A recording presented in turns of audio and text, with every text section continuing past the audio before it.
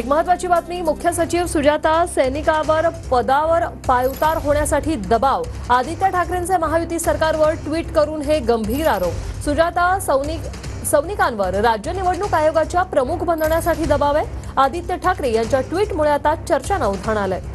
नेमकं काय लिहिलंय पाहूया। मिळालेल्या माहितीनुसार निवडणूक आयोगाचे सचिव मदनजी 4 सप्टेंबर रोजी निवृत्त होणार आहेत। सरकारकडून मुख्य सचिव सुजाता सैनिकांसाठी स्वेच्छेने पायउतार होऊन निवडणूक आयोगाचे प्रमुख बनवण्यासाठी दबाव टाकला जातोय। मुद्दा हा आहे की असं का? फक्त त्या एक अतिशय कर्तबगार स्त्री आहेत की भाजप मिंधेंना ते मान्य नाही म्हणून, आणि त्या केवळ महिला म्हणून पदापर्यंत पोहोचल्या नाही। त्यांनी कठोर परिश्रम घेतले। त्या 30 जून 2025 ला निवृत्त होणार आहेत। पुढच्या वर्षी निवृत्त होणार असतानाही एका सक्षम अधिकाऱ्याला स्वेच्छा निवृत्ती घेण्याची सक्ती का करावी?